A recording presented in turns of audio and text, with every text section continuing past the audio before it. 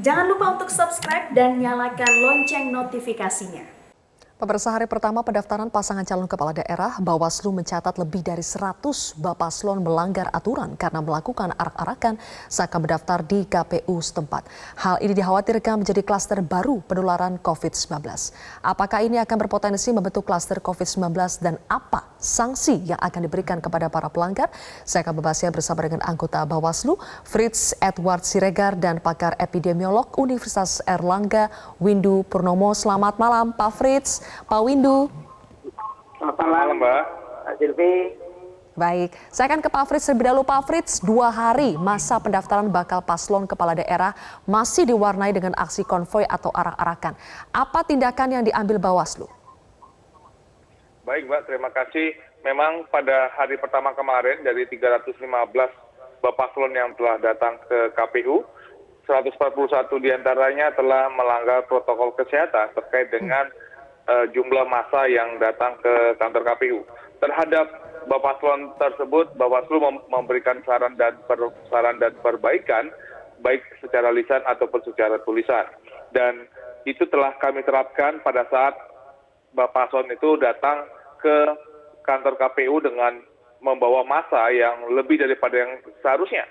Kalau kita melihat bahwa sosialisasi yang dilakukan oleh KPU terkait kepada partai politik untuk datang ke KPU dengan hanya membawa paslon, LO, dan partai pendukung saja, itu telah dijelaskan jauh-jauh hari, itu sebagai bagian daripada untuk menerapkan protokol kesehatan. Dan terhadap pelanggaran hal tersebut, Bawaslu akan tidak sekedar memberikan saran dan perbaikan saja, tetapi juga merupakan pelanggaran tata cara dan mekanisme dan prosedur yang sudah diatur oleh di dalam PKPU. Sehingga sanksinya apa, Pak?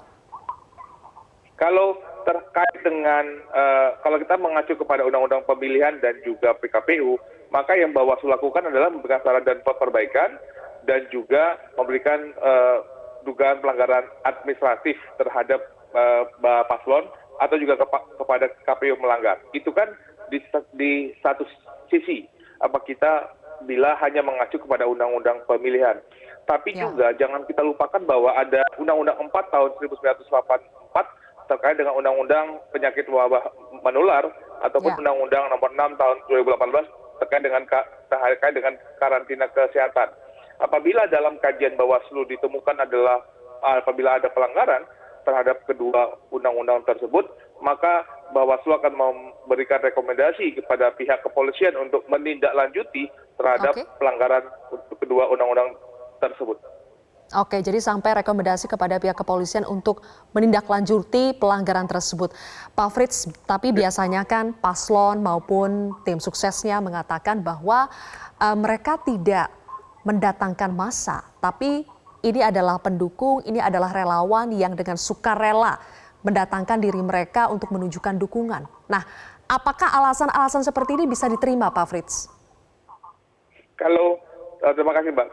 Kalau kita melihat bahwa terkait dengan penerapan protokol kesehatan ini kan sudah diterapkan, bukan dikomunikasikan sekarang, tapi itu sudah dikomunikasikan pada saat kita bersepakat untuk menindaklanjuti pilkada ini.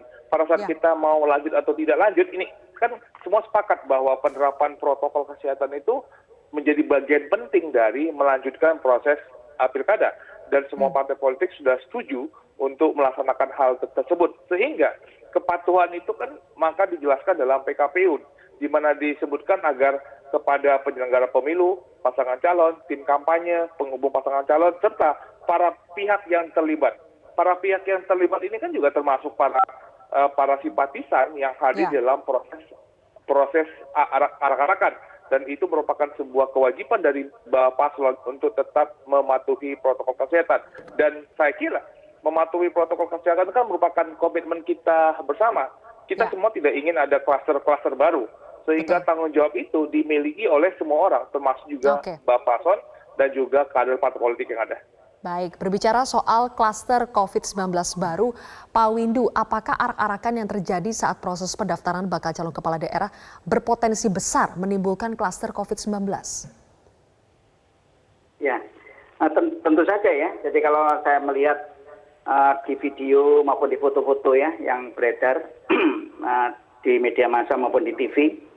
Saya melihat bahwa itu jelas ya bahwa apa yang mereka lakukan ya dalam bentuk kerumunan itu dalam mengantar para Bapaslon menuju ke kantor KPU untuk mendaftarkan diri, itu jelas sangat potensial ya, berisiko tinggi untuk terjadinya penularan, dan mungkin saja itu akan terjadi klaster-klaster baru dari para pendukung Bapaslon itu ya. Jadi begini ya, jadi seharusnya kan saya tidak tahu ya Bawaslu ini apakah sudah bisa mengontrol mereka ketika mereka masih jadi Bapaslon ya, ataukah nanti baru setelah mereka resmi menjadi calon ya. Nah, tapi tentu kan di sini ada Satgas daerah. Ya. Satgas daerah itu tentu itu punya tanggung jawab. Jadi artinya gini loh ya, kan rencana untuk arah-arahan, untuk long march dan sebagainya itu kan sudah diketahui sehari atau beberapa hari sebelumnya. Ya tentu kan harus proaktif. Jadi Satgas ini harus proaktif ya dengan aparat-aparatnya untuk membatalkan itu. Dan ini kan saya lihat tidak ada itu usaha-usaha dari Satgas daerah ya, jadi dari pemerintah daerah kabupaten kota untuk mencegah itu. Jadi membiarkan gitu. Nah, ini adalah sebuah presiden yang tidak betul, dan saya melihat bahwa 3 bulan ini ya ini kan masa kritis ini sebetulnya ya. Jadi dari menjelang kampanye ini nanti sampai dengan pelaksanaan ya, 3 bulan ini betul-betul kritis dalam artian ini adalah bulan-bulan yang memungkinkan terjadinya ledakan kasus corona ya, karena perilaku dari para pendukung ini gitu. Itu Mbak Silvi. Baik, Pak Windu dan juga Pak Frits, kita akan lanjutkan kembali perbincangan kita usai jeda. Pemirsa, kami akan kembali sesaat lagi.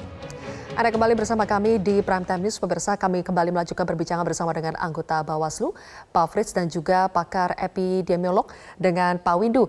Pak Frits, saya kembali ke Anda. Pak Frits, kalau kita lihat dalam 2 hari terakhir proses pendaftaran bakal paslon kepala daerah, mereka datang dengan cara-cara yang unik, Pak. Dan cara-cara ini bisa jadi juga akhirnya memicu kerumunan massa.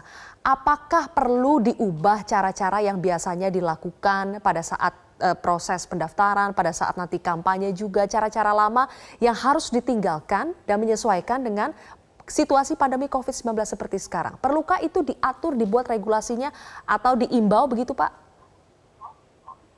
Saya rasa, Mbak, dengan kita melihat test case, kita bisa melihat bahwa ini sebenarnya merupakan test case dari proses kampanye yang akan berlangsung.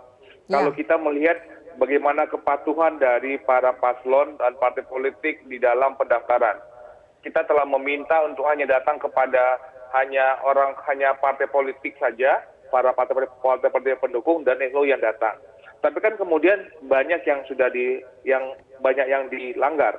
Sedangkan kalau kita mengacu kepada kampanye kan tetap memperbolehkan dengan cara-cara yang selama ini kita ketahui. Jadi kampanye rapat umum bisa meskipun jumlahnya 100, pertemuan pertemuan tatap muka itu bisa dengan 50, kegiatan bazar, lomba-lomba itu masih bisa. Artinya adalah kegiatan kampanye yang selama ini kita pikirkan itu tetap dapat dilakukan dengan harapan menerapkan protokol kesehatan. Saya melihat bahwa di sinilah sebenarnya test case kalau memang kita mau melanjutkan untuk pilkada ini dengan lebih memperhatikan protokol kesehatan, ketegasan dari masing-masing pihak dibutuhkan. Ketegasan kepolisian, ketegasan daripada Satpol PP, ketegasan daripada Satgas COVID-19 untuk dan juga Pemda dan Mendagri dan seluruh pihak untuk bagaimana menerapkan protokol kesehatan. Bahwa ini kan dalam menerapkan pilkada kan bukan sekedar tugas KPU Bawaslu saja, tapi juga tugas komponen bangsa, dan kita harus melaksanakan pilkada berbarengan dengan pemberantasan COVID-19. Sehingga untuk menggabungkan keduanya, kita tidak hanya sekedar berbicara mengenai teknis kepemiluan, tapi juga kepatuhan kepada protokol kesehatan. Dan saya rasa proses pendaftaran ini sebenarnya bisa menjadi dasar.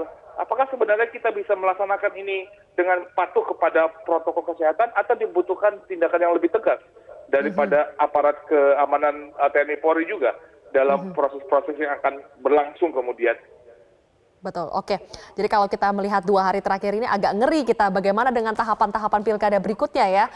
Terakhir untuk Pak Frits. Pak Frits, masih ada 1 hari lagi pendaftaran besok. Apa yang bisa dilakukan Pak untuk mencegah aksi serupa, arak-arakan atau konvoy itu terjadi pada proses pendaftaran besok? Kalau kami dari Bawaslu sudah memberikan saran dan perbaikan dan dalam meminta kepada partai politik yang ada di kabupaten kota dan di provinsi untuk tetap mematuhi kepada protokol kesehatan dan juga kepada KPU untuk lebih tegas terhadap pelanggaran protokol kesehatan. Tetapi di sini kami mengharapkan ketegasan daripada pihak kepolisian dan juga Satpol PP di dalam menerapkan menjaga protokol kesehatan dan juga menjaga keamanan pada saat proses menuju kepada KPU-nya agar tidak terjadi pelanggaran protokol kesehatan. Saya rasa ini kerjasama kita semua. Bawaslu tetap akan melakukan saran dan perbaikan, memberikan rekomendasi pelanggaran apabila terjadi pelanggaran protokol kesehatan, tetapi ketegasan dari masing-masing pihak itu sangat diperlukan. Oke, ketegasan dari masing-masing pihak. Terakhir untuk Pak Windu Purnomo. Pak Windu, kita tahu tahapan pilkada ini masih panjang. Sampai pada proses pelantikan nanti masih panjang sekali tahapan-tahapan pilkada. Tantangannya double karena kita melaksanakan pilkada di masa pandemi. Apa yang bisa Anda sampaikan kepada para peserta pilkada serentak, kepada penyelenggara dan juga pemilihnya sendiri, masyarakat, untuk lebih sadar bahwa kita sedang berpesta demokrasi di tengah situasi krisis? Ya, jadi begini, ini kan mereka ini yang sekarang masih paslon ya, nanti sudah menjadi pasangan calon. Ini mereka ini kan calon pemimpin. Ya, calon pemimpin ini harus mampu untuk bagaimana menyampaikan kepada pendukung-pendukungnya bagaimana bisa mematuhi penerapan protokol kesehatan yang baik. Ya, jadi baik para calonnya sendiri, kemudian pimpinan-pimpinan parpol pendukung ini harus mampu dan mereka harus menjadi teladan ya. Jangan sampai kemudian mereka justru memicu kegiatan-kegiatan yang menimbulkan kerumunan-kerumunan seperti ini. Ya, jadi ini keteladanan itu penting ya. Jadi karena kita tahu bahwa 270 daerah yang akan melaksanakan pilkada ini itu macam-macam daerahnya, ada yang merah, oranye, ya sampai mungkin ada yang hijau ya. Nah, jadi apa yang sudah ditulis di dalam PKPU sendiri sebenarnya sudah mengatur itu semua, tetapi hendaknya apa yang disampaikan oleh Pak Frit tadi ya, misalnya rapat umum masih bisa, basar masih bisa, ya kemudian rapat terbatas, pertemuan terbatas masih bisa, tetapi itu hendaknya juga disesuaikan dengan kondisi daerah. Jadi kalau misalnya merah ya mestinya harusnya itu dibatalkan, artinya tidak dilakukan. Jadi itu hanya kondisional tergantung dari zonasi daerah itu pada saat itu sedang dalam kondisi apa. Jadi jangan kemudian karena ini masih boleh, menurut PKP masih boleh, kemudian selalu dilakukan. Dan itu yang tentunya tidak bijak ya. Jadi artinya KPU sendiri dengan Bawaslu harus memperhitungkan tentang zonasi daerah. Jadi yang daerah yang merah dan oranye itu seharusnya harus lebih ketat. Jadi tidak boleh membiarkan adanya rapat umum misalnya ya, dan itu lebih baik dibatalkan, dialihkan kalau dalam bentuk pertemuan-pertemuan melalui daring misalnya. Dan itu bisa terjadi ya. Saya kira begitu Mbak. Terima kasih atas pandangan Anda, epidemiolog Unair, Pak Windu Purnomo dan juga Pak Frits Edward Siregar, anggota Bawaslu telah bergabung bersama kami di Prime Time News hari ini.